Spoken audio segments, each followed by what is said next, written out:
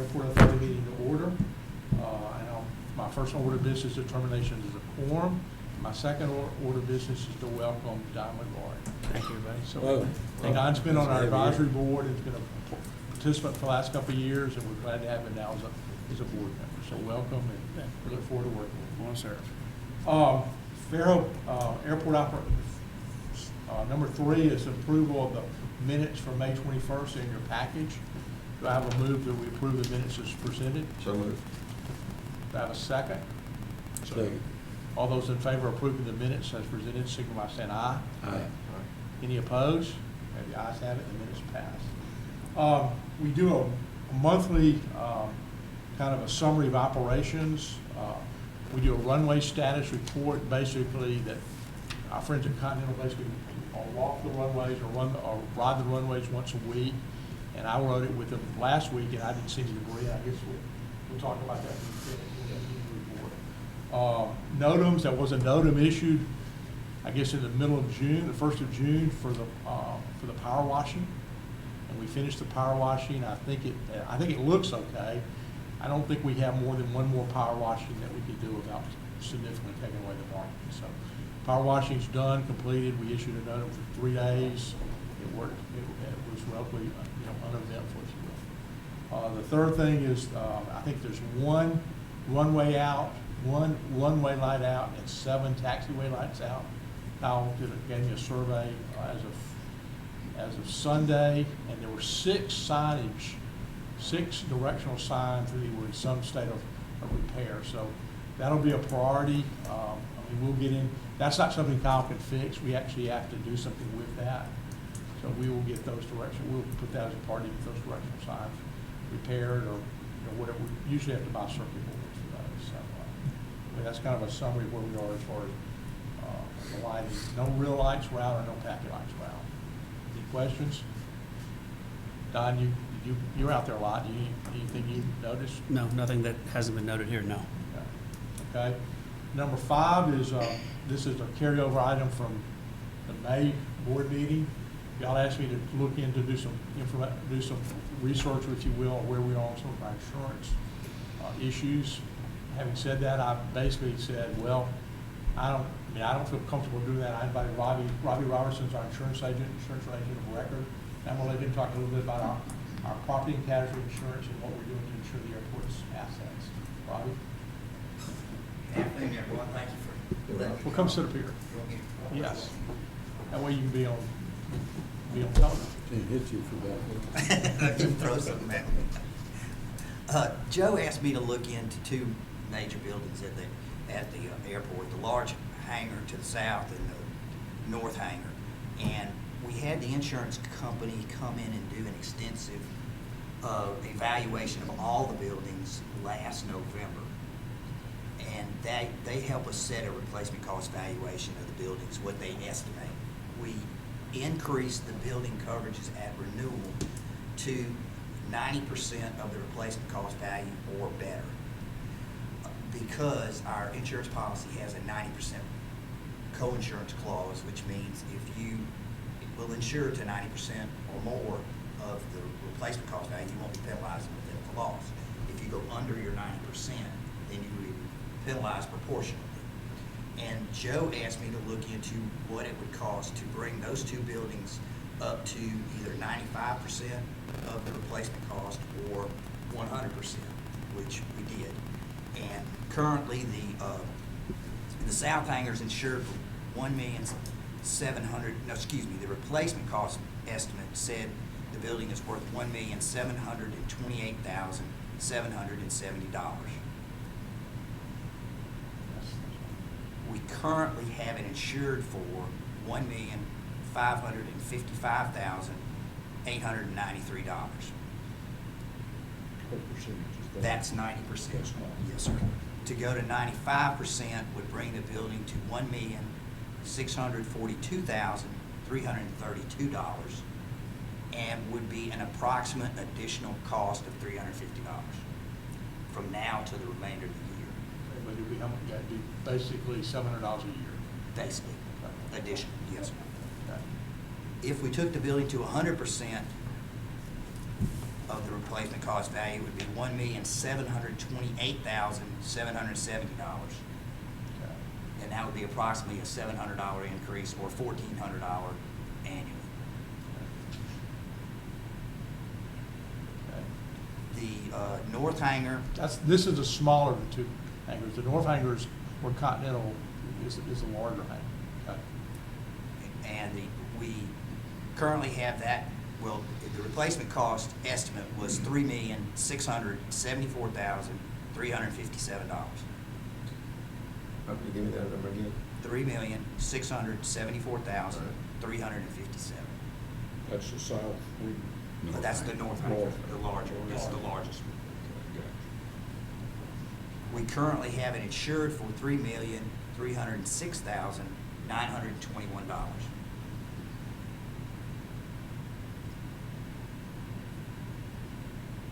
Which is 90%. Which is 90% of the estimated replacement cost.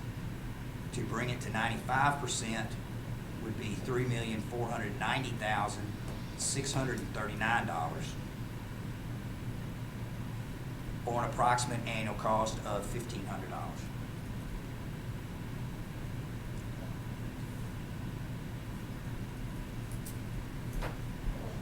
To go to 100% of the estimated replacement cost would be $3,674,357.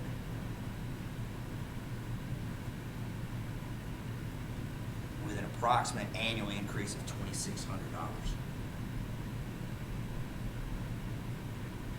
And as I mentioned earlier, these premiums will be prorated if you choose to do this based on the date you want it done to the expiration date. So you won't realize an annualized cost at this time.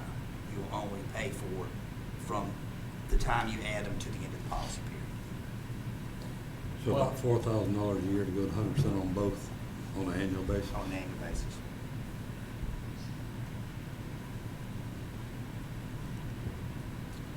How often, Mr. Robertson, are the values of the hangars reviewed? Every 5 years, say? Less than that, usually 2 to 3. Okay.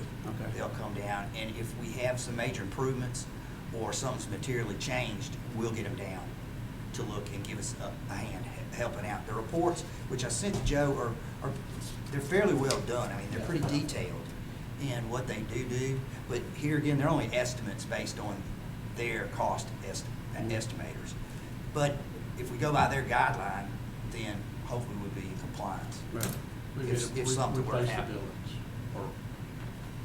Well, I'm going to weigh in. This kind of all came out because there's a picture on the internet of the Eufaula Airport being decimated after those tornadoes that hit Lee County.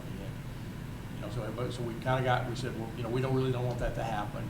But that was an F5 tornado, and I don't believe that we had that much of a chance of an F5 tornado below I-10. Now, we have hurricanes, and I think hurricanes would play havoc on some of those buildings, but I don't think it would be like Tinker Twins. So, my recommendation is we don't do anything, but I want to make sure we have a good airing of the case. And if you do not do anything, as long as you stay within your 90% of your replacement cost, you'll be paid in full for your loss for the amount you've insured the building. So the decision today is primarily going to come into play in the event of a total loss. We'd have to lose the whole building.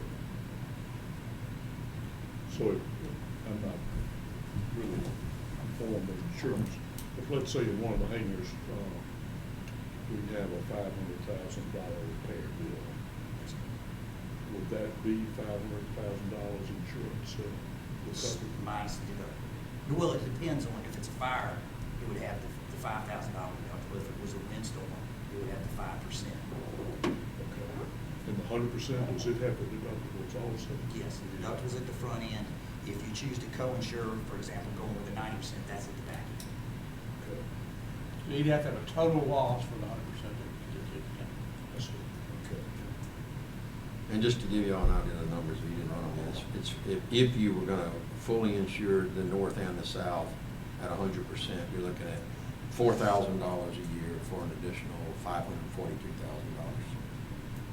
of coverage.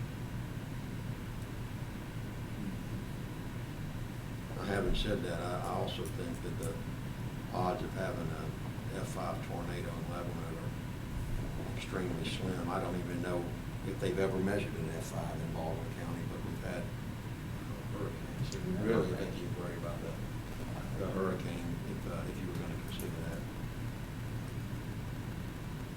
I think those buildings would stand to 100-mile-an-hour hurricane. I don't, we fly the planes out, but I don't think the, you know, Do we know what they're rated at? Do we know what those buildings are rated at? Not for the wind, no, sir. Not much, Oh, based on when yes. they were built. They've survived Well, hurricanes. well. They've survived hurricanes. They have. They certainly have histories of good. They're built the way my They've- father they've built served things, a they're couple breathable. of, Class 3 hurricanes here in the last 15 years. I don't remember any claims on the airport's property in the last 10, 15 The only claim we had, this is back in, is when that flooding event, that April flood event in like 2004, Yeah. the AWAS got flooded. 2014. 2009? 2000, when? The big April rain event was 2014. Okay, 2014. 40+ inches. You know, and the AWAS was not elevated, and it got damaged, and we did file a claim for that. We had a $50. But it wasn't a building. We're not yet. And we got some relief there. You know, if we were to get 100% loss, you take your house, well, your slab's still gonna be there. On these buildings, your slab's still gonna be there, but you'll never get it up to code. So you're gonna have to tear it all down. But I still agree that the total loss of everything is really remote. I mean, we're hitting a lot of bad luck if we lose everything, or either building, if we lost the whole building, something bad wrong. Put a little metal building, all peel the skin off the metal building. off You know, the and skin. we reskin, the true. the north building's all but been rebuilt, and we reskinned the whole thing. You know, that we brought it up to code at that point in time 2 years ago. So the north building's up to IVC? No, because the block walls around it aren't attached to anything, including the steel that's in there. You know, they were just stuck up in there and they're in there. They're not attached to a thing. But if we get a tornado's gonna tear up anything. Hurricane might blow the skin off of it and leave the frame, there. So then we gotta go back and fix the inside and reskin it. But the frame's gonna stay unless the tornado hits. I'm sure that frame's more than 10% of the value of the building, right? Yes, by far. I mean, it is the value of the building. Don? Well, with 30 years of insurance experience, so I know about your co-insurance clauses that you're talking about. I'm of the opinion that fire is the biggest issue. If a fuel tank or, and of course, that's going to have its own separate deductible. But we have a fire department right in the field. So I'm of the opinion that well, there's no vote cast yet, but I would not necessarily want to spend the extra premium. You know, Chip brought this up because he was up there Yeah, and yeah, saw yeah. the devastation. Yeah. It's a great question. It is a great question. We need to But- revisit it. I mean, there's some risk, you know, I feel remiss if we didn't talk about it. And on that south building, that number might be a little high on appraised value anyway for what we could build that back with.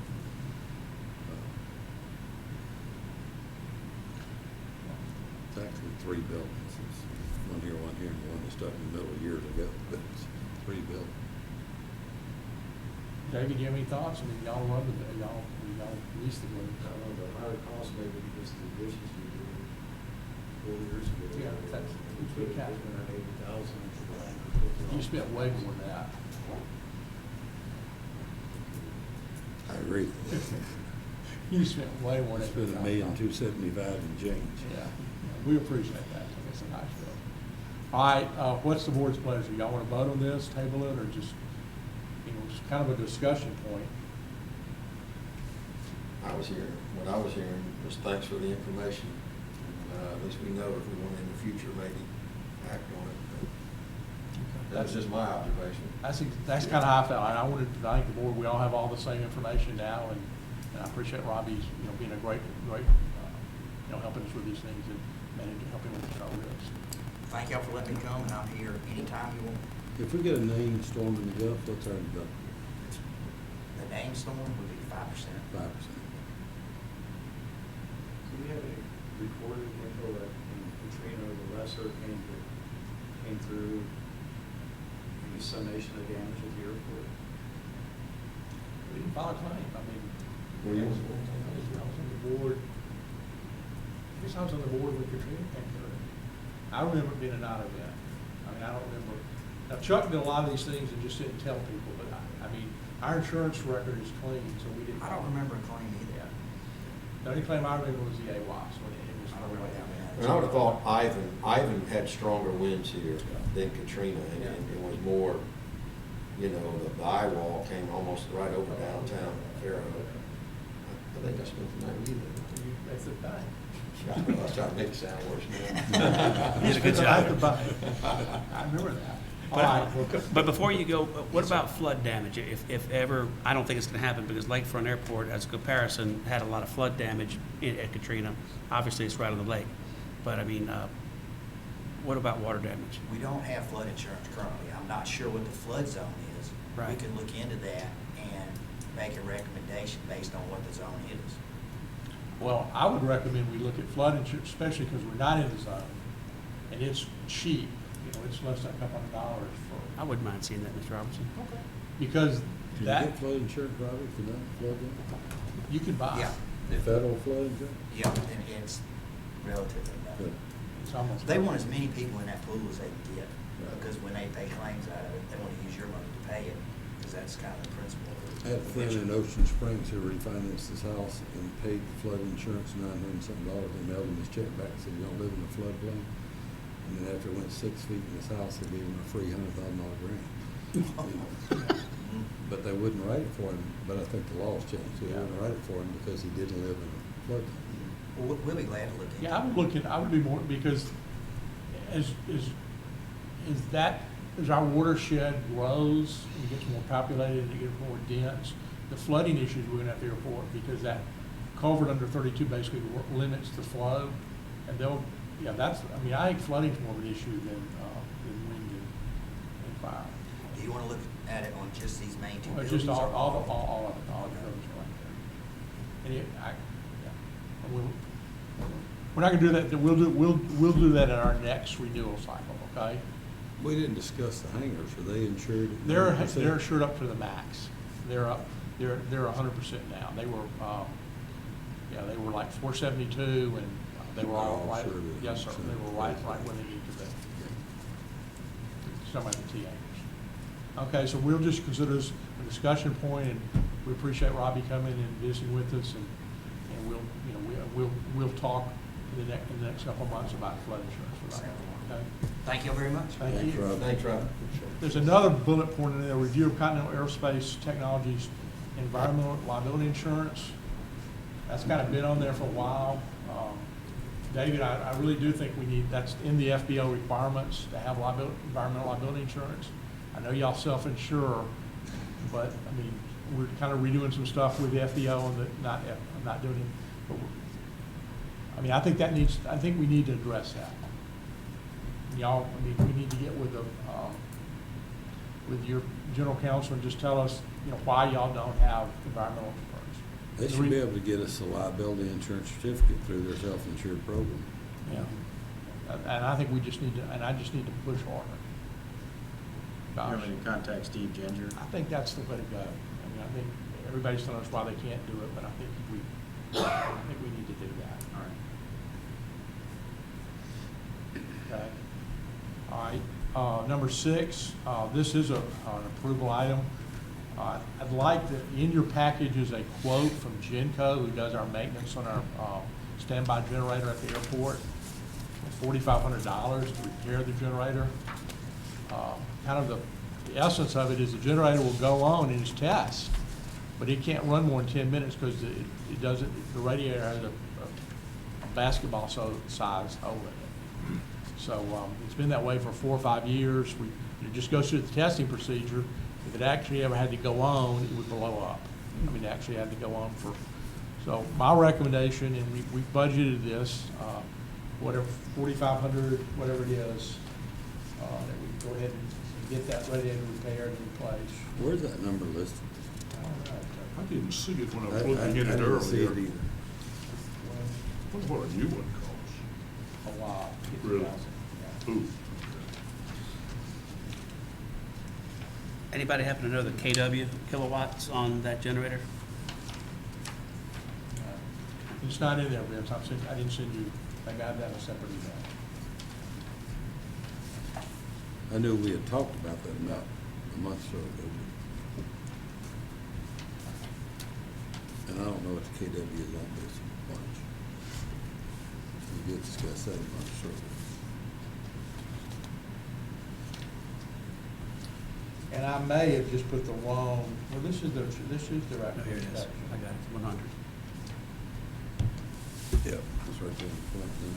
Quit looking in the back, and I'll find it. Nice size generator. And then, so that 4,500 will, We'll basically replace the core, radiator core and replace some of the electronics that need to be all it replaced. says it needs cap, hoses, will it replace all of that as well? Yes, sir. Everything in these notes. Sending unit, everything, all of the, in the notes, all those recommendations, it would address all of those. Yes. I wish I had the, I'm sorry, I don't have the number. This has got a radiator due to leak, and then it says needs a new cap, hoses and belts, need to be replaced, and then the cylinder on the coolant level is bad. The data link on the controller does not work, recommend upgrading to a new panel.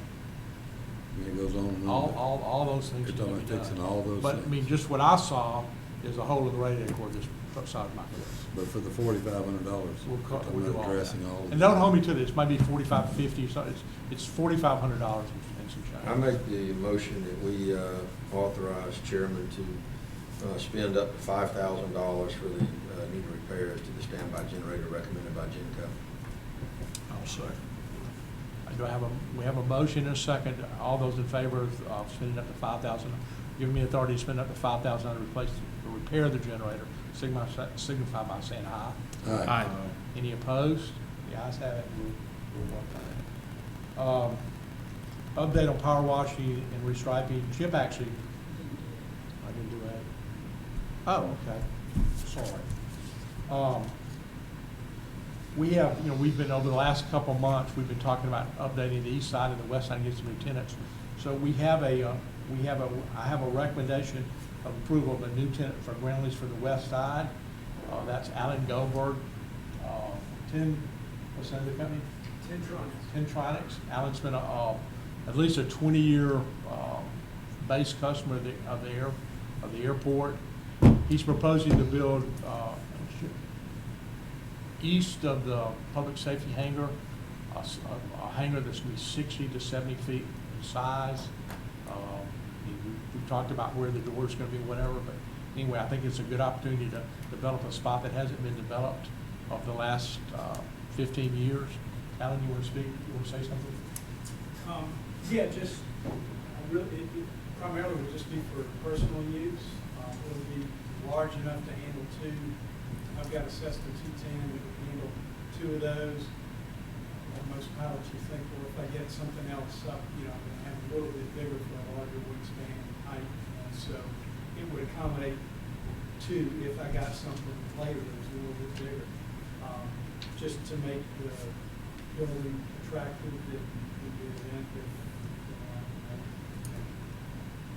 there was another need, or if I lost my medical at some point, which I don't anticipate, it would be a value to somebody else.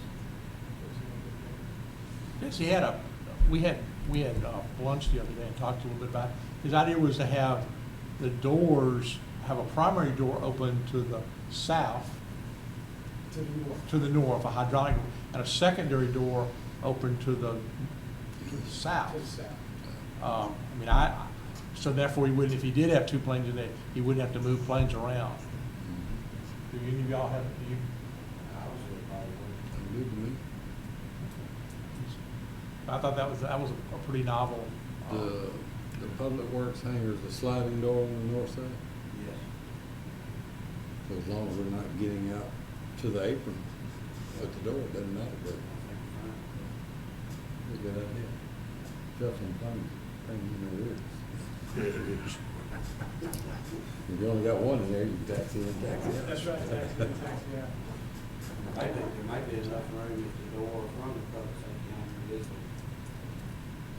May be a conflict with opening more to the east. You might be able to shift your hangar slightly to the south, depending on how much room is southward, so you kind of offset the face of the building to where their door passes right by the front. It opens by the end, Yeah, the north face. slides off, slides out to the side.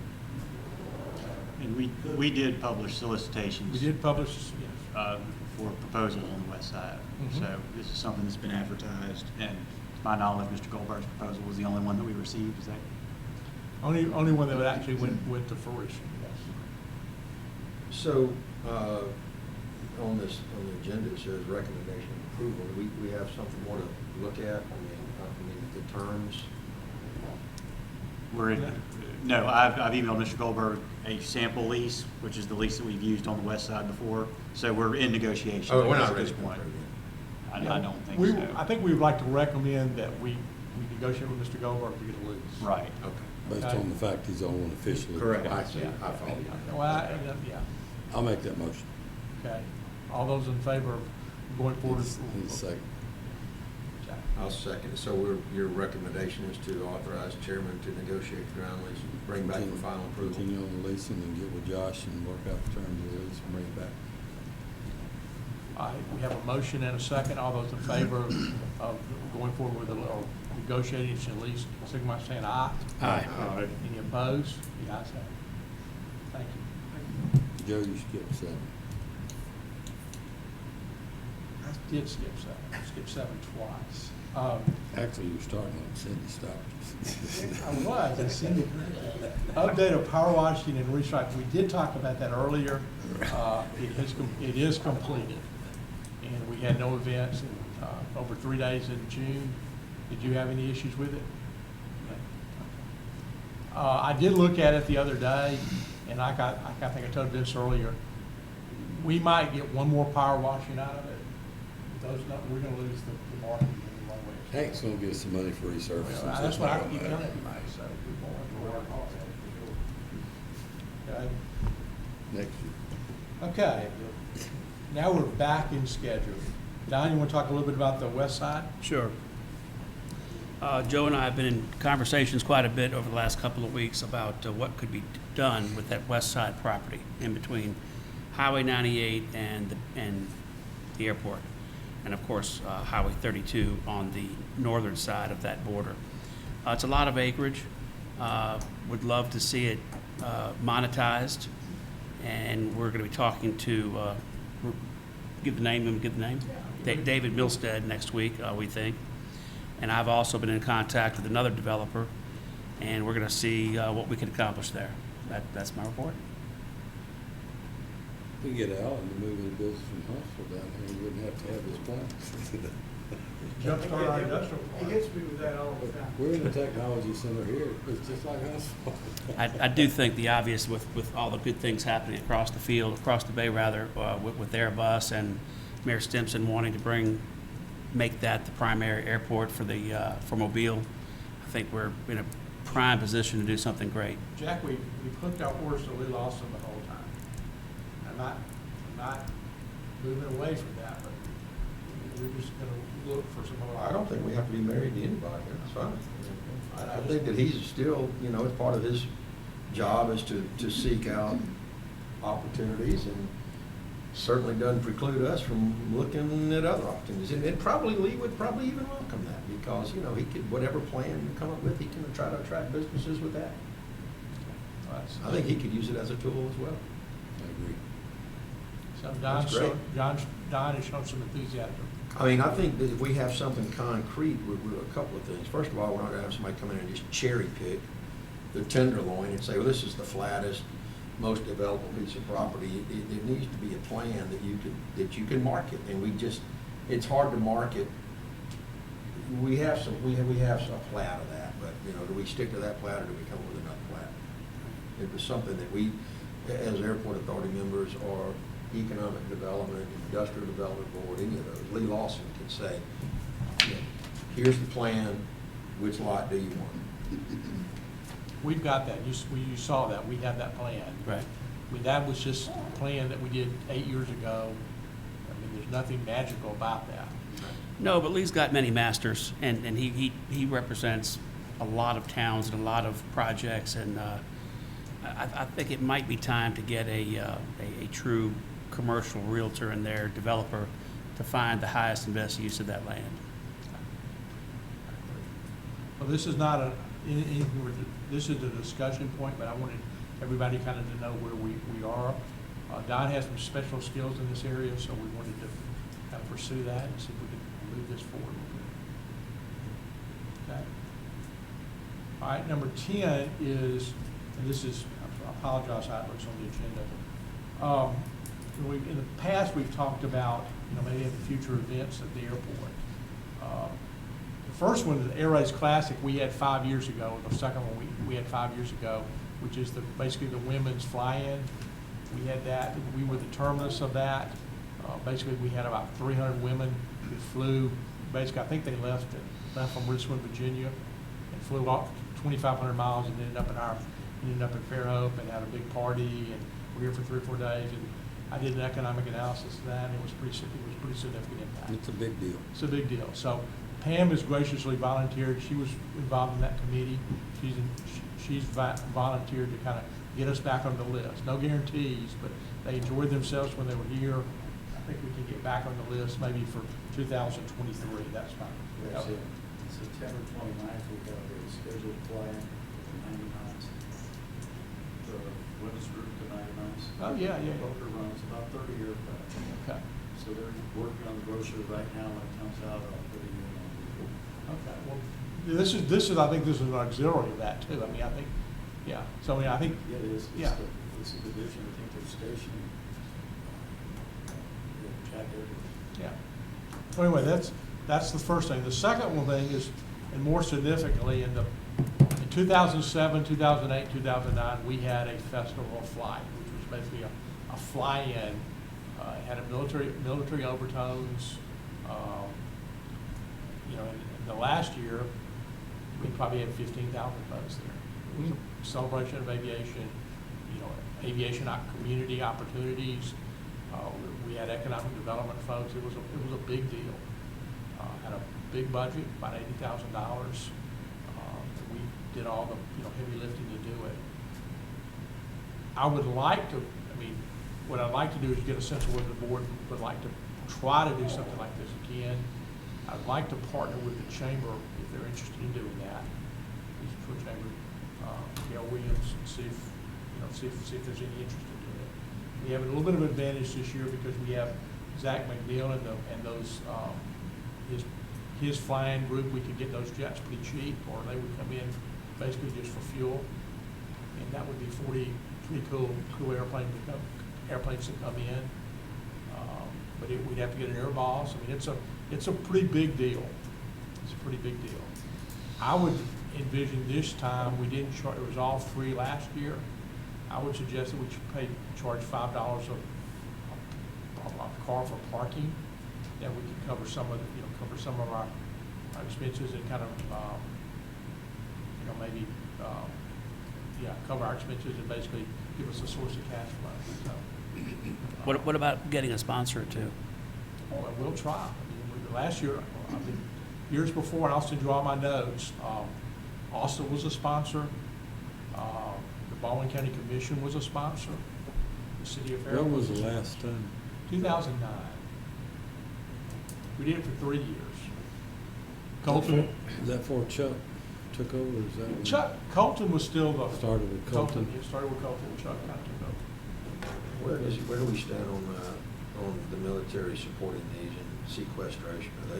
I just hadn't heard anything about it in a long time. And that was one of the reasons we kind of backed out, because in the end of the Obama, the sequester, they weren't allowed to do this anymore. Well, we were gonna have one back about 2012, 12 or 13, and then they enacted sequestration while we were in the process of planning.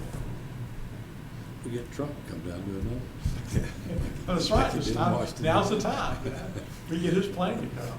Do we know about military participation? I think we could probably get some. There's no sequestration that I'm aware of right now on any shows. We only live near. It hadn't happened in the Navy air shows. Air training in the universe, US Navy. And we could get those, we could get Zach's, flying group. I mean, that's such an attraction. We paid for the warbird, I think what we paid for is room nights and fuel. That was, and then we had an air boss, and, we publicized, I think the chamber helped us with publicity. But I'd like to truly partner with the chamber, because they're looking for money. Can you send everybody your notes on what that was? I will. Sounds like a great idea to Maybe me. partner with the chamber and see if we can almost break even on it. I think the chamber's looking at it as a way to make money. At $5 $5 a car, you get 20,000 folks. That's, $40,000. We have a pretty good sized parking lot over We do have a good parking lot. We have a great, a really expensive one on the east side. Can we park on the east side? Or is it a bit like that? We can charge $10 for that.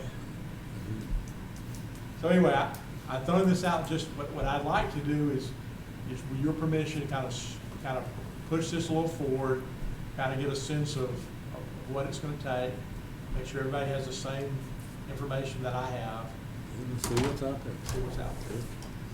But if we do decide to do it, it's a true commitment of time and effort on our board to do it. There's a lot of effort put in that last one. I know. I was aware of what I was going on. But the Rotary Club adopted it. That was one of their projects. The people at the Rotary, they adopted it. They have volunteer. It could be something special. Okay. David?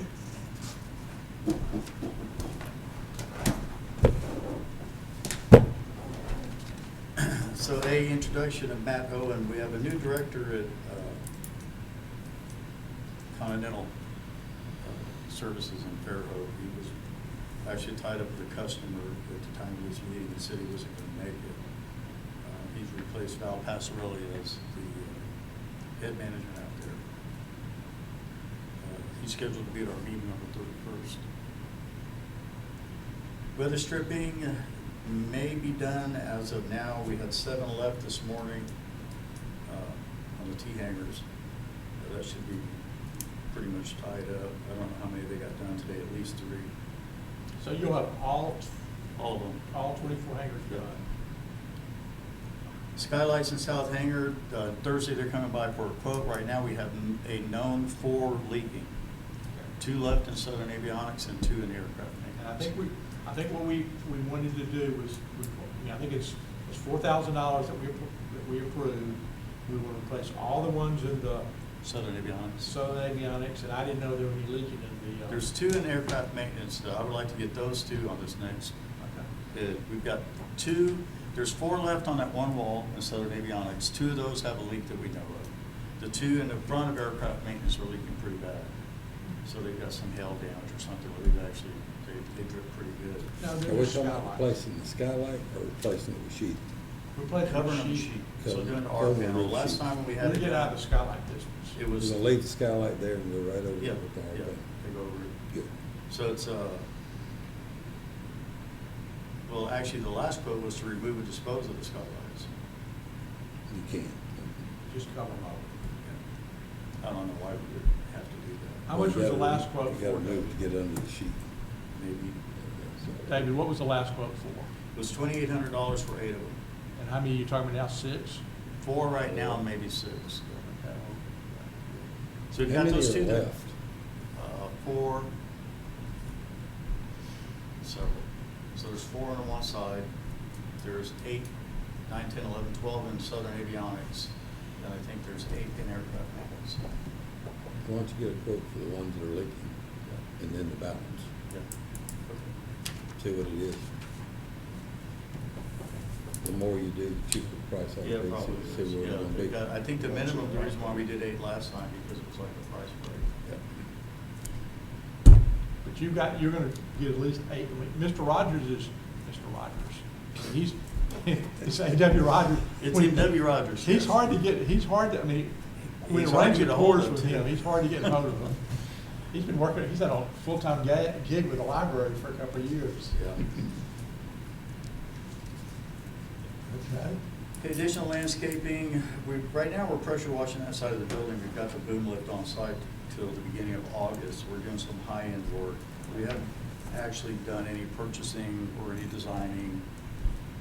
My deal is to get some ground cover for that whole side and not go with any plants or bushes or anything to have to So maintain. you're gonna, all that like, all the green, gross Yes. algae, you're gonna get all that off the Yep. front building? Yeah, we started with the top of we hit the biggest wasp nest I've ever seen on the top of where our shipping department is. Yeah. So we're on that corner right there, so we'll be able to do that whole side of the wall.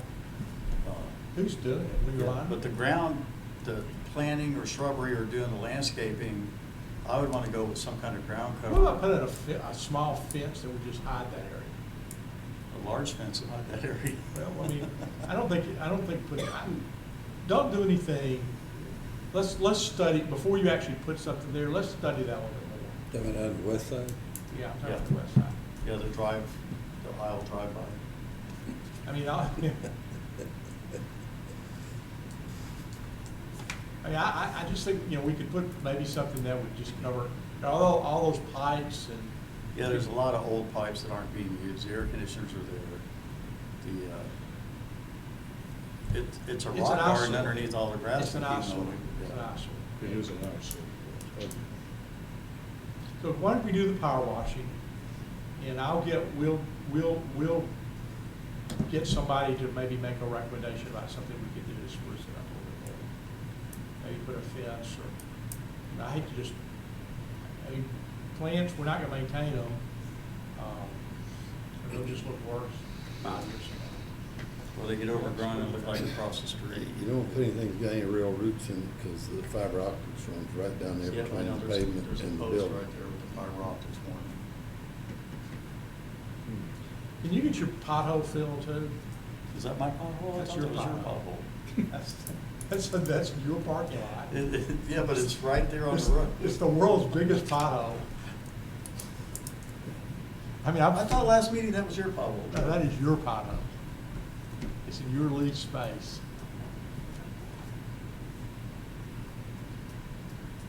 Okay, in addition to the replacement of the skylights and some of the other improvements we've got, we have added another fire extinguisher to the north ramp. We a rolling fire appreciate extinguisher. that, Don, don't we? Okay, we've got Yes, we both do. Southern Avionics and Aircraft Maintenance have 100% new LED lighting. We've got 10 bulbs, and the north hangar, I've got another 35, another 40 coming this week they're gonna replace. So all the buildings we updated with ballast bypass LED lighting. Yeah, so be able to see it. Yes. And also, it's cost effective electrically, but it also adds value to the building. Abandoned aircraft on the airport, I've been in contact, there's actually 4 aircraft there that I'm working with. One of them got up and running last Saturday, and he's getting ready to leave, that's the 4114R. There's another one I'm working with it's not really a derelict aircraft, but it's not moving. The Charles Owens, the 2060L, is, he's a paying grant fee customer, but the aircraft's not moving. I can only get in contact with him by mail, so I sent him a letter. There's a Bonanza, What's the one on the far end that looks so crummy? I think that's that Bonanza Detail. Yeah. Yeah, that's, I don't know who it belongs to. I told the dean to give me an IN number off of it, see if we can get something. Is there a process like for abandoning cars? Is there a process for going through abandonment? I don't know. I know when it comes to boats, it's difficult. Well, I'm a member of the AOPA, like almost every pilot is. They have a legal services team that I subscribe to. I might pose that question to them. Well, that one's been there for 3 or 4 years. Is that fair? Has Continental done any work on that plane? No. Okay. They did work on the other plane. Yeah, that's what I would do. I mean, my first inclination would be a mechanics lien if y'all had done any work on it. But it's just been left there, and y'all have not done I do not know the history of that aircraft. I know the history of 3 other ones that are down there. Is Yeah, that one the of them, Bonanza he says a without rent diesel? paying Yes. customer, but he's Yeah. not moving the plane. Right. So he pays every month, And but he's hard to not get rid moving of his him. plane. No, he's paying. Well, I can send him an email. I don't even know if the guy's still alive. Maybe somebody's just paying his bill. It could be coming into I trust Yeah. it. his company or something. But I have no phone number for him, but I sent him I sent him a letter. Let's get the one though at the end that's really without any. Bonanza Vito. I say the, Should be able to go on the FAA the one that's website paying every month. and get an Now, let's keep address that. for everyone. I'm like, yeah, no work. According to the deed, there were no readable numbers in the aircraft. I have to go down there with It's that. just that. Every other one, I got the registration on hand.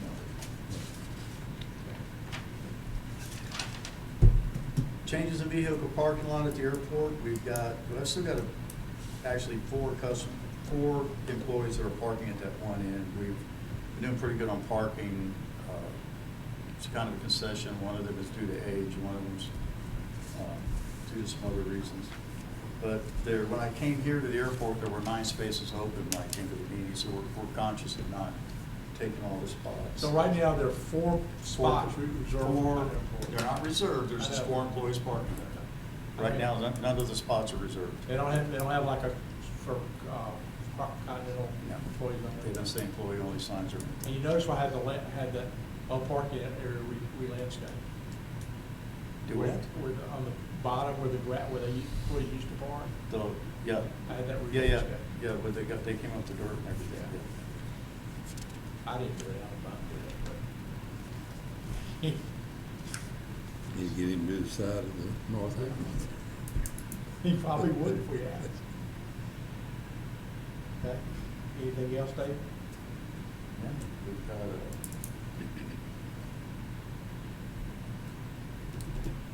nothing at this point in time. Thank you very much, Ray. Thanks. Josh?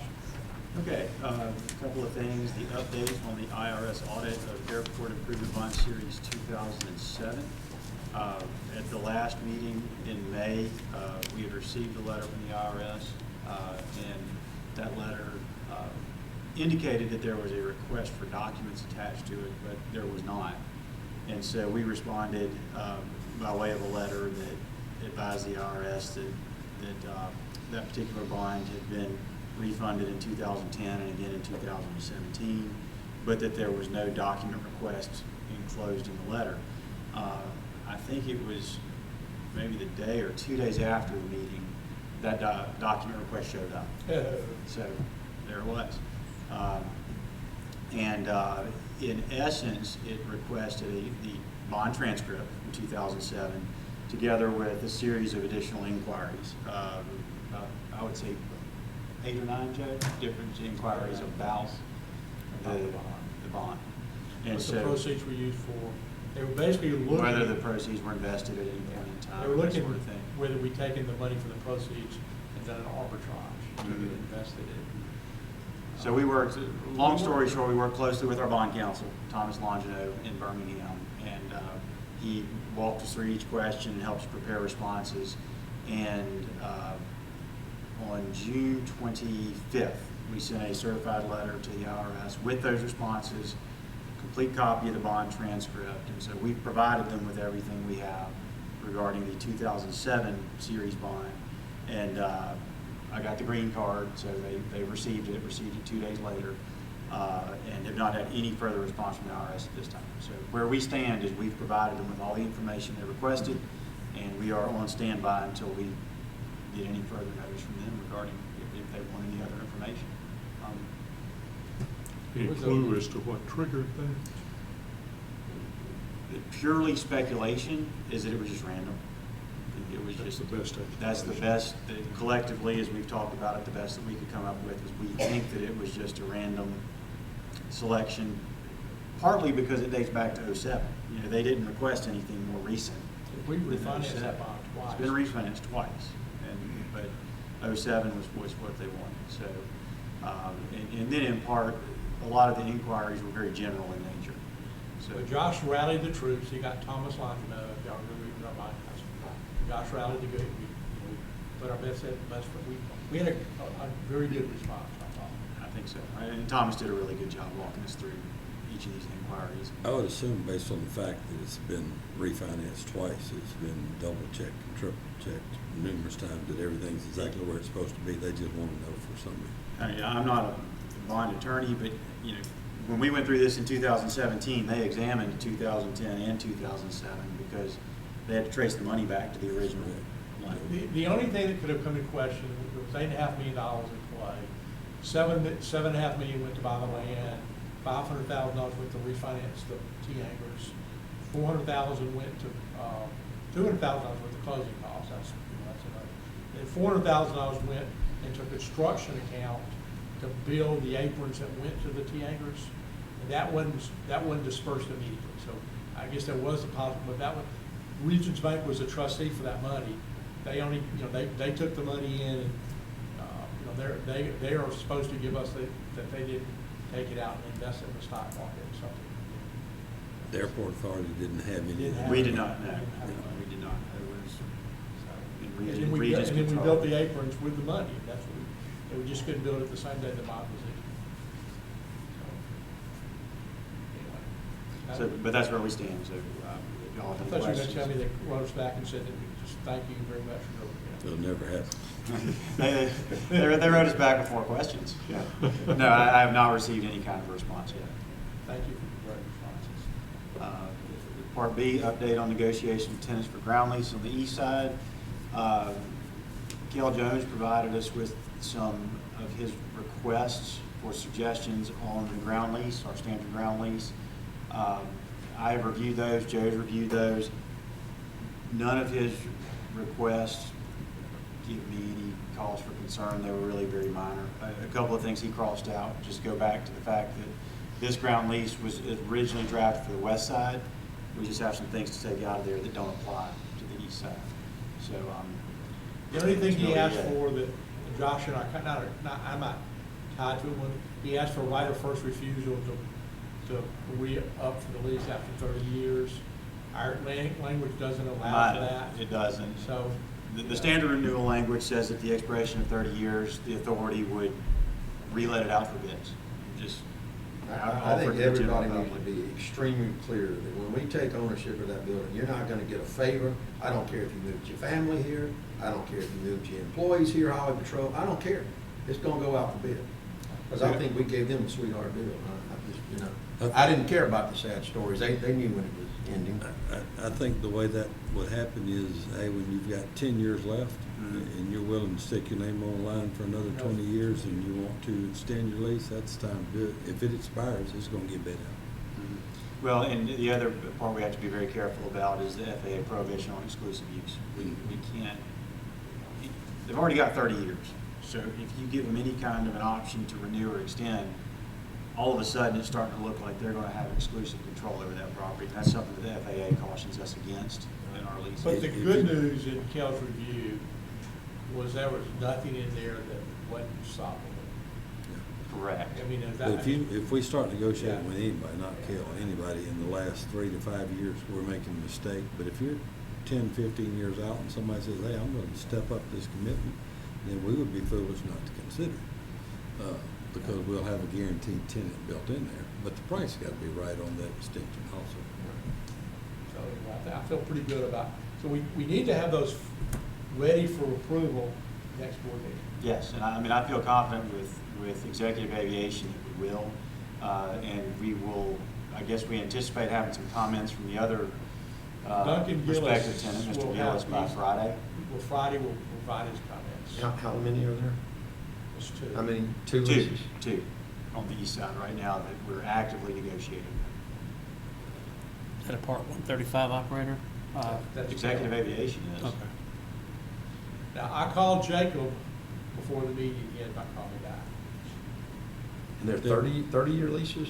Correct, 30-year leases. What are they on the west side? Are they 30-year leases? They're 30-year leases also. Everything that I'm aware of that we've done to this point has been a 30-year ground lease.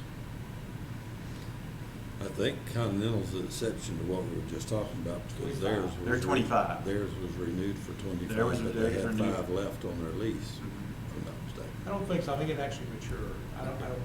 I think it actually, maybe, I don't I know. was thinking they had 5 left and we gave them 25 more. They're 18, they're 6 years into it now. I'm pretty sure theirs expires in 2039.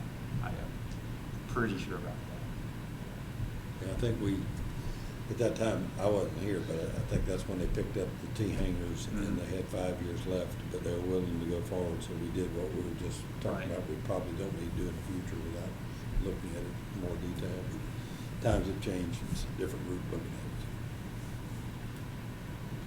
it. So, I But still, the hope is that in August, we'll have at least 2 leases to bring to the board for final approval. And then one debating. we still got a couple of other people that are interested. You know, I kind of like get 2 in the bag, kind of get those locked down. And then we'll pursue some of the other people that are kind of on the fence, and see what we can do with that. Okay, and Alan on the other side, that's 3 good Yeah, leases. that's 3, I to have. mean, it's 3. I mean, that'll be $3 million of vertical structures going up in the next 6 months. Not to mention his office he's gonna build. I know, We'll help you get some roads in. Talk to me about that development. No pressure here. Just trying to save you from traveling Knoxville, that's all we're going to do. Hank, you want to give an engineer's report?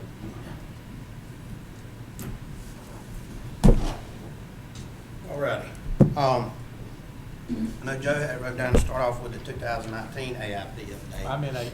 Yeah, but we got 18, so I just made a note of it. The 18 project is the project that we're wrapping up now.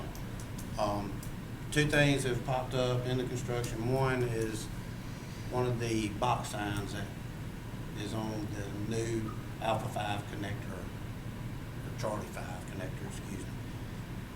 It's a brand new sign, it's come in, they plugged it up, hooked it up, it won't work, refuses to work. So they tried to diagnose the problem, got a new gadget, whatever it was, put it in there, still didn't work. Nonetheless, what ultimately ended up happening is now, as I just said, send us all the guts for the sign. So every internal piece of the sign coming from ADB, which is the manufacturer, been sent, and that's supposed to get installed into that new sign. Hopefully, it comes up, works, they've got power to it, but for some reason, the sign won't pop. So that's one issue. The other issue is after we did our kind of what we call the preliminary punch list walkthrough, I was out on the airfield and noticed there were some cones over on the new ramp. When I walked over and looked, there was what I refer to as asphalt bleeding. And we see this in high polymer mixes. And this fuel-resistant asphalt that we had called out on the north end of that ramp is a very high polymer mix. So what happens is when you get enough fiber into the mix, it resists the absorption of the liquid AC. And it will actually, when it heats up, push up to the top of the surface, and you'll see a shiny spot, basically, just like liquid, but if you put your foot in it, you'll be almost stuck to it. So then when it cures out completely, it turns into a very, very, like a real slick spot. So like on a highway, if a motorcycle hits it, it could be detrimental. So nonetheless, I told them, look, we gotta resolve this issue. They said, well, okay, well, what if we put some hydrated lime on it? I said, that ain't gonna work.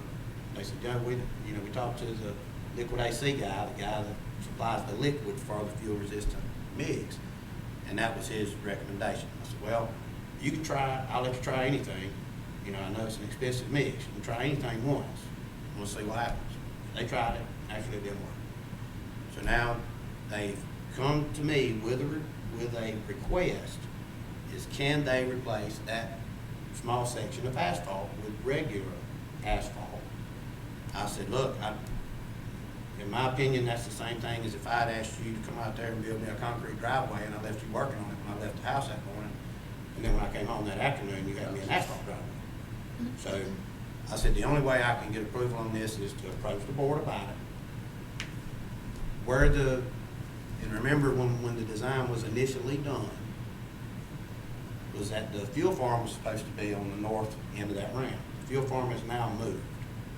So is the need for fuel-resistant asphalt for that whole area needed? I would probably say not.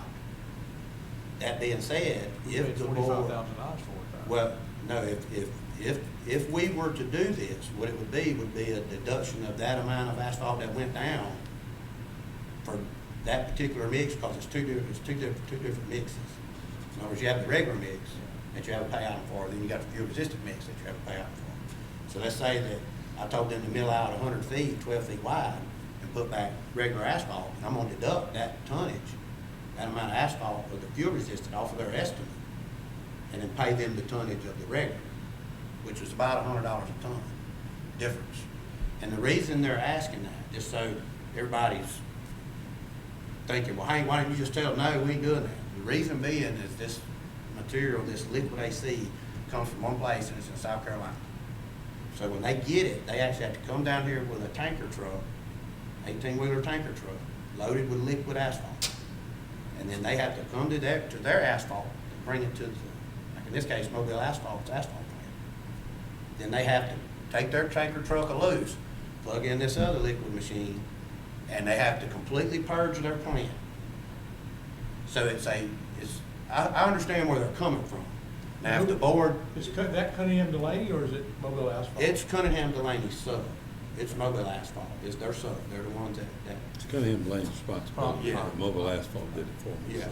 And I get their concern, but it's like I told them, if this was just regular asphalt, it would have been no question about it. I would have never even let them try putting hydrated lime on it. I'd have told them, mill it all up, put it back. You know what I mean? But I do understand where they're coming from. So I guess I'm basically here to submit their request. We can talk about it, questions you guys have, I'll try my best to answer them. What I can't answer, I'll go back to the table, get answers for it. I think in my opinion, with the fuel farm being gone, I don't know that the need for a full. Isn't this relation right in front of our future FBO? It is. It's over there, Which it's is about very midway. It's There'll about always mid. be fueling planes, but you'll be pulling planes up. there, Yeah, but you'll be not- pulling planes up there. Not always fueling.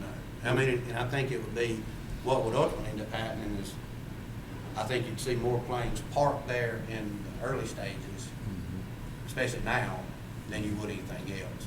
Till it gets busy. Yeah, until it gets big. How big an area? I think what I would like for them to do, since it's a small area, it's probably an area about the size of this table, with like small spots here and then one big spot, probably about this big in the middle of it. But what I worry about is if we only touch that one portion of it, well, how far out is it gonna migrate? And what it looks to me like, Vince, is one load of asphalt. And if I had to guess, it was the first load of asphalt that came out of the silo from the And plant. you got to purging everything. Right, and I don't think they realized that it was gonna cause a problem, and then when I brought that to their attention, their response was, well, no, it was on the third truck, and I said, well, how did you know that the third truck wasn't the first truck loaded? In other words, the third truck in front of the paver, if he stopped at the convenience store, got a bag of chips and a cup of coffee on his way over here that morning, that means truck 2 or truck 3 could have been in front of the paver first. But with it being so isolated, it's the only thing I can come up with as to why this happened. And I So how think big it an was, area would it be if you tied all of them together, the spots? oh, I mean, it would be one paving lane wide, 12-foot wide, probably 40-foot long. Okay, we're talking 300 or 400 square feet. Yeah, we're not talking a huge area. And if that be the case, I mean, my thoughts were, I was gonna tell them that you're gonna take out this whole 12-foot pass from the west side to the east side of that ramp, which is about 300 feet long. And they were gonna have to replace it. Think that's necessary?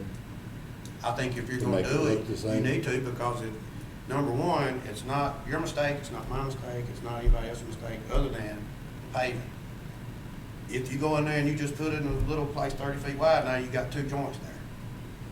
And I'd rather not have, you already They got 2 pave joints. east and west there, or north and They south? paved the first 2 passes, There's 2 passes east and west. east and west, and then they started going back toward the trench It's street. in the So first how pass. big is the 45, how big is the special asphalt? I mean, the spot where it's special asphalt? It would be them basically bringing the 8,000 gallon tanker down here full of liquid AC to pump about 10% out of it and make 2 loads of mix or 1 load of mix. No, how big was it originally? Yeah, how much was the review? Oh, it was 600 tons. No, but how many square feet? into that. Give me just a That minute. do the engineering math. Yeah, 620. Is that only in the top layer, that mix? Yes. It's only in the top? Yeah, it's layer? only in the top. So you'll mill it down an inch? 2 inches. We go down 2 inches and put that 2 inches at wear, what we call wear surface. How often does mobile asphalt have to purge the plant and produce? No. Whatever? This is, matter of fact, Jack, this is the first project that this mix has ever been laid in the state of Alabama. Because I was gonna say, if that was common, you just Yeah. went maybe for the There's next other batch. problems. Yes, That's exactly. good to know. Yeah, this was the So we first. were the guinea pig? Yes, no worries. That's good to know that.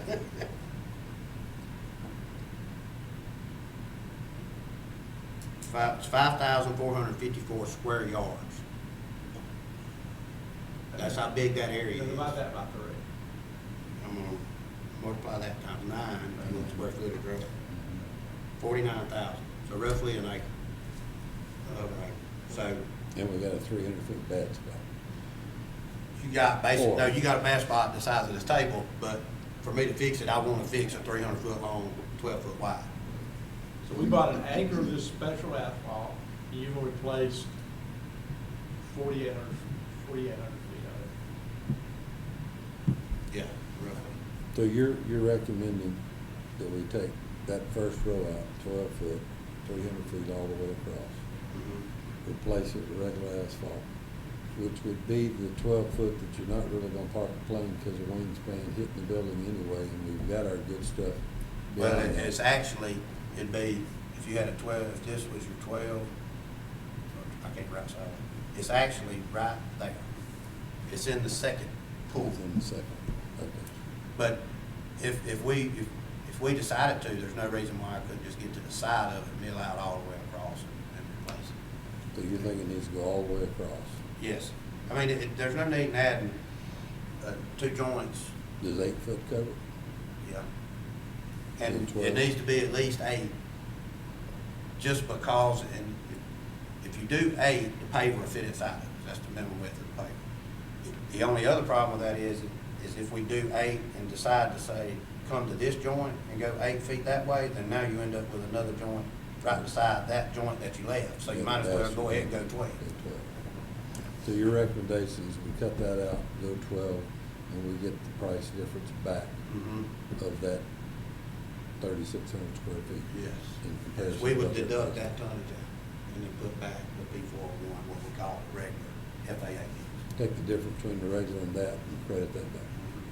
It'd basically be where you have fuel-resistant asphalt, we calculate that tonnage that went in that area, deduct that out of the estimate, and then add that tonnage that gets delivered to Florida. So it's in the second 24 feet from the Mhm. edge of the ramp. Yeah. So you're still getting close to where you're on the borderline, where Yeah, you'd be fuel yeah. planes, otherwise you made the building. Yeah. On this acre, are we pretty sure any bad stuff that has percolated to the top is all already done? I'm Don't not sure. think 6 months down the road. Yeah, I think if we were gonna see it everywhere, we would have seen it earlier on. In which I actually noticed that one spot the day they started. It looked funny to me, but it wasn't no way to tell, Yeah. because by the time they rolled it out, it was just such fresh asphalt, you couldn't tell, and then over time, just like I've seen on interstate mixes, they have a stone matrix mix, which we call it SMA, and when they first started doing that in Mobile, they had serious problems with it on 19. And it just leach up after about a month. And then also you can see just bright So shiny what do spots. you want from us? You want- Just, if you guys are okay with replacing a section of the fuel-resistant asphalt with the normal asphalt, which is asphalt everywhere else in that one location. And if you guys say, no, we want the fuel-resistant, then I'm going back to them, and I'm telling them, no, you're gonna put the fuel-resistant in. I don't care. How far does it come from this edge south? 600 feet, I think. No, excuse me. It goes all the way to the trench drain. So like where the west end or the, About 250, 300 feet? yeah, it's a long ways from where that trench drain ends. It's about a square, isn't it? Oh, yeah, it's almost exactly a square. So But this you know kind- that trench drain came up right there, Mhm. and it goes right to where the edge of the trench drain stopped. That was that section. So it's kind of right in the middle almost, No, it's all the way at the north end. It's all the way north end. North end, because we'd have to go, yeah. Yeah, that trench drain, it's another 200 feet to the train. yeah, at least that far, at least that far. It doesn't even make it to where the, you know, where the taxiway came out like that. Mhm. It's not even, and this goes over to the runway end. So it's not, it's in between the radius of that tangent of that radius from the taxiway back over. And that was laid in a 12-foot width. So we can take that 12 foot out, so when we go back, it doesn't look like a patch. Yeah.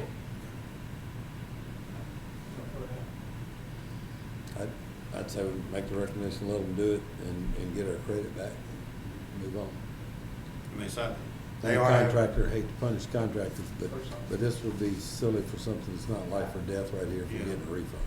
And we talked about even needing that special asphalt after we changed the fuel form, so. Yeah, well, when you go to do that, that'd be in another project, but at least now, We had the this grant is, money for this it. is, yeah, this is one of the lessons learned with a new mix, and I think they learned a pretty good lesson with it too, on how to purge their system and make sure that everything's 100% clean. So do you need an actual vote or you? No, I don't need a vote, it's I just think if the you, spirit is to do it. yeah, Okay. and I'll work with them, coordinate with them, and we'll get that fixed, and then we should be able to close that job Would out. everybody kind of agree with that? Yeah. Yeah. I hate to Sounds spend good. money bad. Take your recommendation. Aye. Only if they signed up and be a tenant over here on the west side. I'll tell Jacob. I'll tell them. Tell him that we, That's the I'll one that's talk to hanging them. out Bill there. Stein. We'll That'd squeeze be them. your in. right. Yeah, okay, so once that's done, they get the sign fixed, and I'll coordinate that with Mark and Jimmy Lofton, those guys, and we'll get them out here and get that working, and we'll be good to go on that. We'll have a final walkthrough. Yeah, we'll have a final walkthrough, I'll get Aldott down, they'll wanna see everything and whatnot, and we should be good. Do the next one, then Josh has gotta go. Oh, okay, the 2019 ALP report, the grant agreement, Joe got that. It actually, when we brought the grant application at my last visit to the board, I was actually shocked at how fast the grant agreement actually came, because I think it was within 10 days that it showed up. Well, it showed up in the newspaper. Well, it showed up in the newspaper, but you wasn't gonna get the grant agreement until the application was sent. So as soon as Karen and everybody signed the application, you signed all the other stuff, that we sent it in, and it was, next time we had a grant agreement. And so Joe has signed the grant agreement for the state matching funds and federal participation, 90% on the base bid. For 375. Right. And remember, we had the discussion about trying to multi-year it. That day is when they sent the grant agreement. In other words, they issued it that day before we even had a chance to talk to Kinda them. wasted our time, Yeah, didn't know. yeah, we did. So nonetheless, what happened was phase one, the amount of money for phase one, which was the leg going, the new access road going East south. west. Excellent. East west. Yeah, the one going, the base bid was east-west. That one you're gonna build this year. Yeah. That grant agreement signed, that money is ready, we just gotta get it in, ODOT's gotta get it into their RO system before we can start pulling it down. The alternate that we were trying to multi-year is now slid to next year. So the one thing I kinda want the board to kinda think about is where we go with the pre-application for 2020. Because originally what was slated in 2018 was we were gonna put in for the access road, which was the one we got, and the rehab of the west ramp because of all the fog, the issues out there. That was the two projects. Well, the FAA only had the money for one. The one they picked was the access road. And to put in perspective, access road funding for the FAA is really low part. Yeah, it's not. I mean, we were lucky to get that at all. But to do the west side apron repair, I mean, we'd have a good, that's $600,000. Yeah, it was like 500,000, I think. We'd have a better chance of getting that. I'm not so convinced we ever would have finished that. I don't know. We gotta get a fuel fund. No, but we got a lot of other issues, too, farm fence. We gotta pay that concrete pad. Yeah. How we gonna do that? I agree. I mean, I'm not sure how to do that. Go ahead, I'm sorry. But I guess if we stay kind of on where I was headed, if we're thinking about the future and where you guys want to kind of go next, is we know the runway is a hot topic. I mean, you want to strengthen and overlay the runway so that you can get the 85,000, 95,000 pound aircraft coming here. which is what your new east side's designed for. So that's one thing we need to look at. And I think the fuel farm's another thing you need to look at. The only thing with the fuel farm is you always need to be careful about how you choose to use AIP funding for revenue producing infrastructure. Because if you do that, the minute you use that money for revenue producing, which in this Better be case, used. yeah, that fuel facilities, hangars, yeah, you give up your discretionary funding for 3 years from the date of that grant. So getting the aprons and the runway refurbished would be pushed back 3 years if we use that money. Which is not good. No, that's not good. And just thinking about it, I mean, if I had to, if it was me, which I know everybody don't necessarily have to go with what I say, but if it was me, I would be more apt to get the discretionary money for the runways and the pavements and stuff like that. And even if you had, whatever you guys had to do to fund the fuel farm separately, get your infrastructure in place to where you can get the traffic in The here. runway's $4 million. And then- Isn't the runway $4 Oh, million? yeah, it'll be a chunk. It'll be at How much, least how much was alternate one and alternate two? 155 and 152, I So think. we're talking $300,000, $300,000 that we need to find another way to Plus though, Vince, $100,000 for the. No, that you can get, the road over there to the fuel farm, you can get. The fuel farm pad and the fuel farm itself is what would be considered revenue get. producing. So that'd be the 150. No, the 150 would be the road going to the fuel farm, which you can get that and not impact your discretionary money at all. Okay. In other words, you can get that next year and build that leg down. What was alternate two in that building? It was a loop that went up to the fuel farm but didn't go in the fuel farm. Okay. So it's not, in other words, that is not revenue producing, that's just And one what you came gotta down, have. the others loop around. Yeah, exactly. So if we were to go after monies to strengthen the runway, you said what, 75,000 to 85,000 pounds? Yes, that bring you, we get you up to 89,000 And gross what weight. kind of aircraft is that accommodate? Like a G6000, G5, G3s, G4s. That was a G6000 there over the 4th of July. That was a big airplane. Yeah, it almost gets you right to 100,000, I mean, it's right at 100,000 pounds. It's good sized jets, and you got the length to handle that size aircraft, you just don't have the payload structure. I actually have citizens that are concerned that we're gonna, have passenger jets in there. You believe it or not, there may be some people that want it, there are a lot of people that don't want it, so we're not talking 737s. No. In your commercial service jets, if anything, you'd be looking at a regional jet like a CRJ, something that holds 50, 60 How about the people. Bombardier, And the the 220, Yeah. I think that's gonna be over there. Because by the time you load it up with 80 people and Don't load it have up with planes. fuel, and I don't think a commercial airline is gonna use a 6,500 foot runway. Most of the ones I've seen, 7,000 or 7,500 minimum. I know Mobile Regional, they fly those CRJs in there all the time. That's your answer, Jack. The runway's not long enough for a true commercial. When we hit the 89,000 pounds, we probably hit all we're gonna get due to length. Yeah. Well, I don't know that we don't even have a place, we couldn't get 1,000 more feet out of that runway with what we have. north and We could south. get 500. You could probably get it on that north end for sure, but you'd have to buy that field. Well, no, you got some of that already. No, I don't know that that's 500 feet, is it? that It's far? pretty good ways to Oh, that it's road. more than that. It's probably 1,000 feet to that fence, what you say? But you can touch the wheels, and me and Bill and Don coming in on that. Is it that side far? if you do that. Is the runway stop that short of the fence? Oh, yeah, it's a long way. Yeah, I don't know, but I was looking at it, Yeah, it looks like it's 100 feet. You I bet actually it's have over to, 1,000. your runway safety area off the end of the runway extends 300 feet, but you can't have nothing there, not even a fence. And that fence is sticking up above the runway, then you have to have, what is it, 20 to 1? I think y'all got a 20 to 1 approach, so every 20 feet you go up 1 foot, you still gotta be able to clear what's out there. If you And use that fence- area north of the 32 though, then you'd have to have more area north of that, right? I don't know if that's- Yeah, I think what would limit you would be Highway 32, because you'd have to have at least 17-foot That clearance tree line over back your there is 20-foot gonna- approach. Yeah. And then you don't wanna lose your, although it's not an ILS approach, but with the right equipment, it flies like an ILS approach. So you can get the minimums down there. And you lose that if you start extending that out there. You don't have enough slope on the north end. But you could get it get long. 7,000. You replacement. Yeah, I think if you was able to get 300 or 400 foot on the north end, and if all, the road's been moved on the south end already, somewhat. I'm gonna go back, actually, now that we talk about that, I'm gonna go back and look at the airport layout project, or the ALP drawing, and see if it shows an extension. For some reason, I'm thinking it does, because that's why that road got relocated. Or was that extended No, whenever that they was built with- that was with the the extension runway? that was done. Okay. Now, was that before that I- jog in that road was put there for the extension. For that extension that was Was there. that from whatever the. So, road but is. this 85,000 would accommodate original. Yeah, not commercial services, yeah, but still private plane, A big problem. a big You said private. something, I thought you said 50 passengers. That was one, if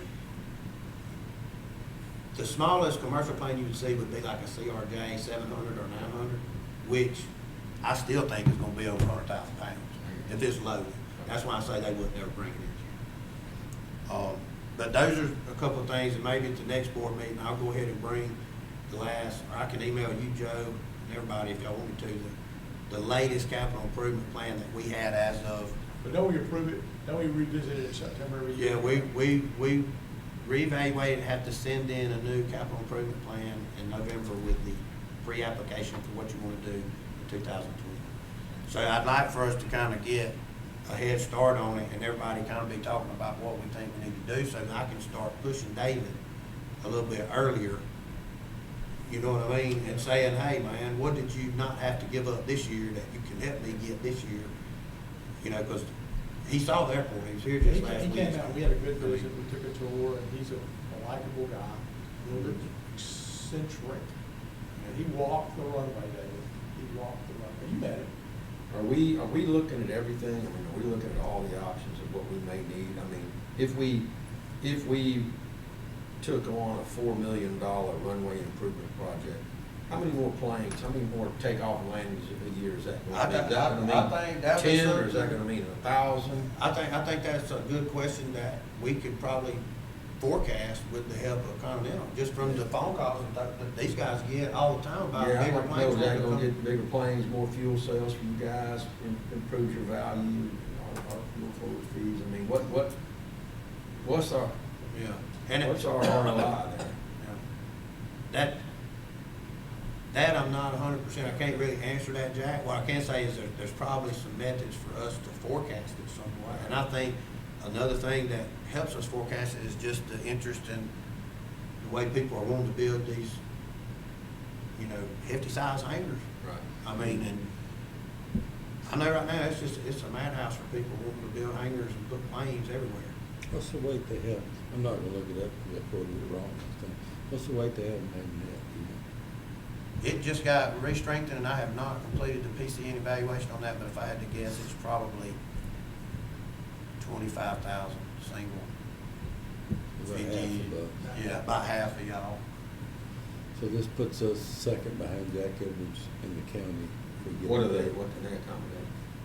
Buy anything they want to. They can do whatever they want. How long is their runway? 7,000? Yeah. 7,000? 7,000 is a cutoff to kind of a magic number. too. Yeah, that's really where commercial service, I think, kind of lands. They have what they refer to, the FAA refers to it as a Part 139 airport, which is commercial service. And when you reach that level, now you gotta have airport security plans, you gotta have TSA, all that kind of stuff. And I think Jack Edwards is actually in the process of trying to get a tower on that from Tower They're now. gonna get a tower here for them. Yeah, I think they've been working that for a long time. 6,962. Yeah, so they right there at that threshold, 7,000. I looked up the right. But did. the thing that we're not talking about is for the fuel, self-fueling facility, or the fueling facility, we've got to spend some money to build a concrete base where the fueling facility can be. And that's not an FAA grant. It can be. Can It just, be, But we don't want it. We don't want it to be. Can I ask you That's- a question, just for clarification? This is 32, we have an entrance that comes down and does this. We just got a grant to go this way. That's base bid, yes. all right? Alternate one was to come up to the fuel farm. Well, the fuel farm actually sits, like say, right there. Mhm. And this was alternate one, you have it.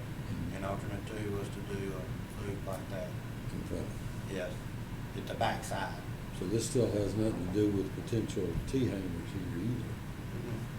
We didn't have that stub out with those in there. We can't get to that new T-house spot. Basically, what this is gonna do right now is it's gonna go up there and tie to 13.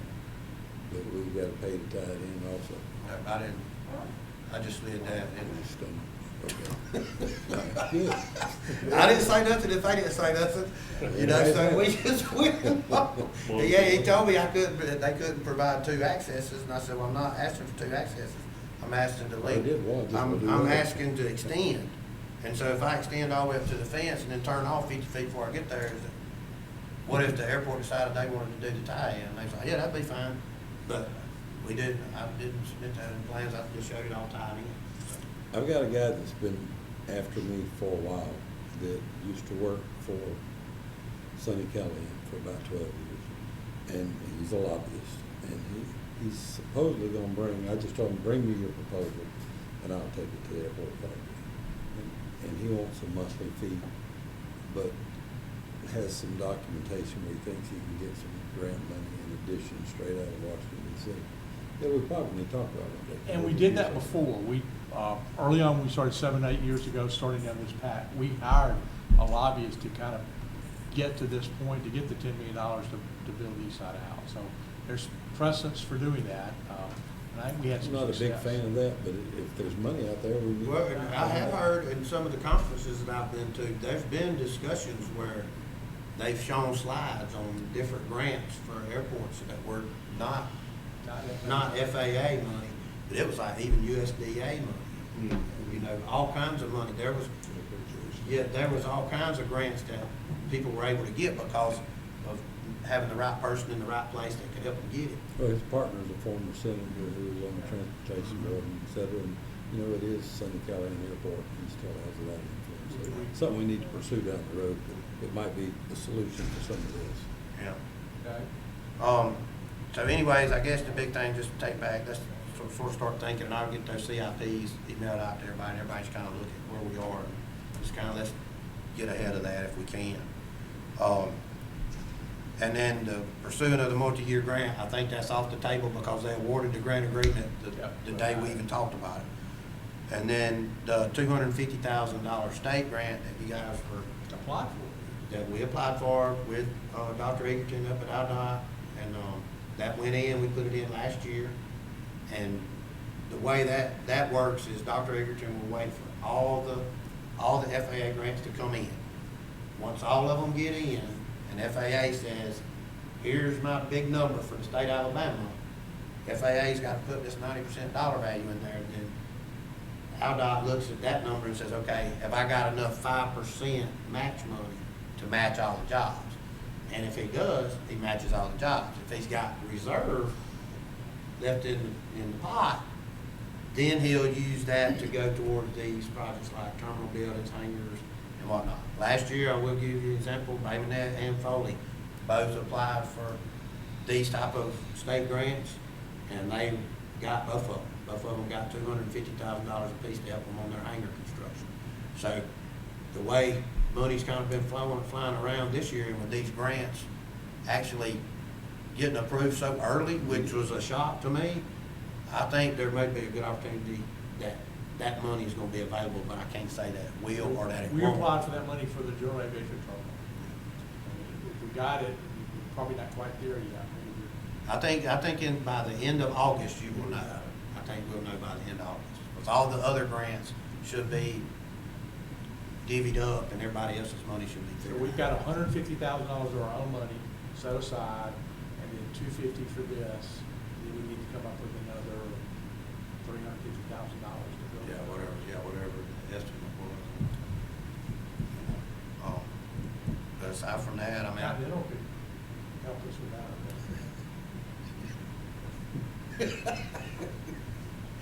Somebody should help us.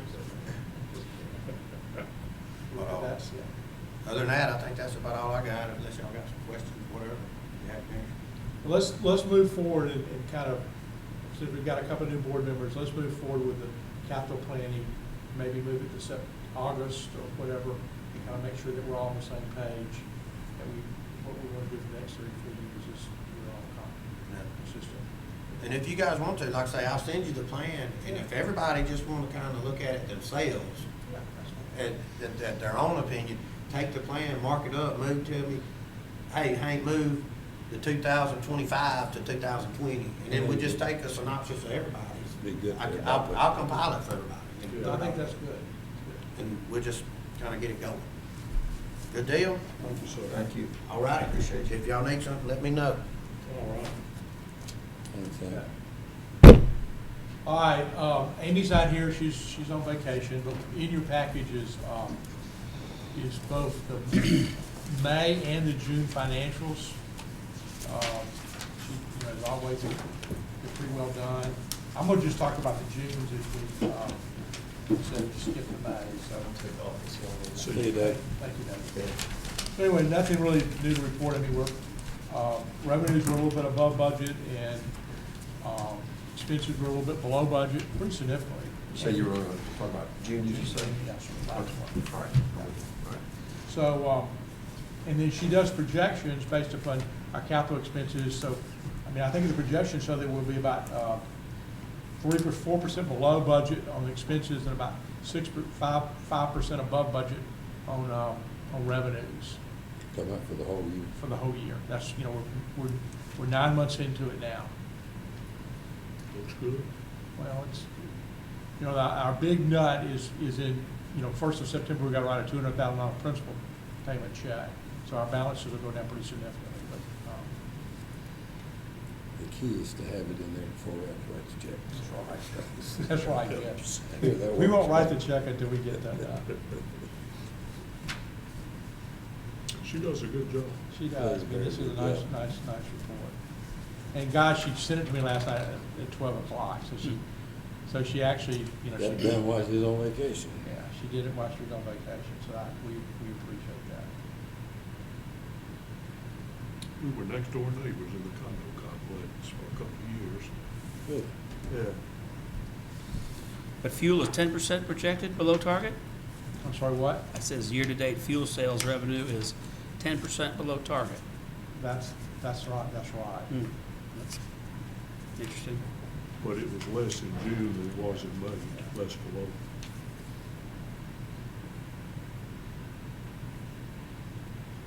But it catches up. I still think it'll be around 25,000. I mean, it'll be around 25,000. I think we'll catch up. And that's the first time we've ever looked at it on a month-to-month Month-to-month basis. basis. And you start the end of August and football season starts, everybody's loading in there, then it blows up, for a And couple our months. big, 3 times a year, Southern Company flies in for a conference management meeting, and they spare no expense. I mean, there are jets there. I mean, we don't know we're not supposed to know who they are, but I mean, they're 4 or 5. They shuttle executives in all weekend. I mean, they're 4 or 5 jets, and they always buy fuel. I think we'll find out after a couple of years of this projected, this is the trend, it's here and it's Yeah. done. and Now it's- with not Amy's all help, free. we'll get this will be perfect. There's not really. So our projected is nothing more than just a monthly appropriation on that? Mhm. And right now, we don't know how it's been trending in months, on a month-to-month basis in prior years, We'll have it going forward. as far as the color graph goes anyway. We had the numbers. The good thing is this graph about balances. I mean, you get a sense of, that's really what we live on for ours. Yeah, well, if you looked at May, then you saw the -10. So it's already down to -4 So, in yeah, June. we've caught up. Yeah. I mean, we've caught up. And I think that we'll be over the 25,000. You have economic events all along too, hurricane hit down in Foley and the helicopters came in a couple of years ago and there's odd spikes here and there, you never know what's there. Everything's pretty consistent. Like I said, two meetings ago, each one of these new hangars will contribute about $14,000 a year in new revenue between fuel cells and ground leases. And that's so we get 3, we got 6. That's $70,000. So on those east side leases that are being negotiated, do either one of those or both have their own fuel farm? One of them does.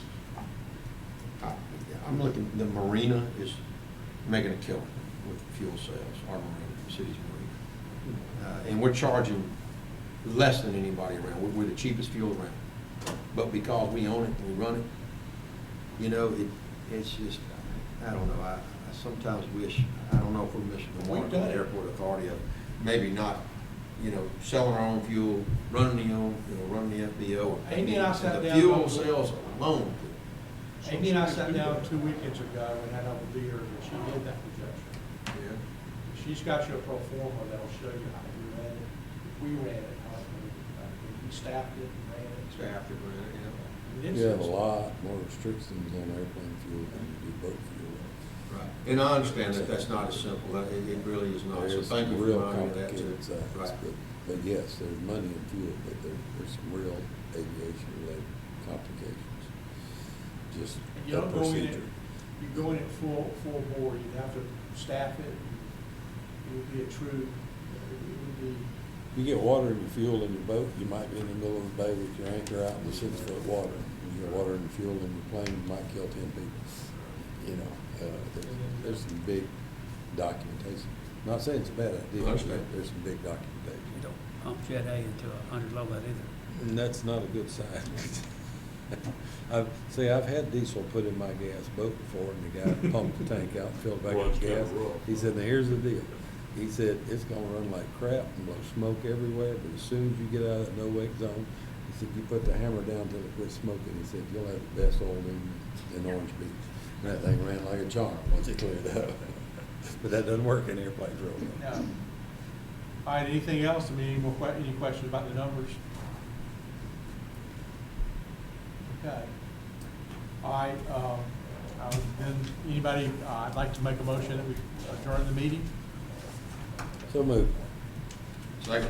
Okay. All those in favor of adjourning the meeting at 5:40, signify by saying aye. Aye. All right, thank y'all very much. Good meeting.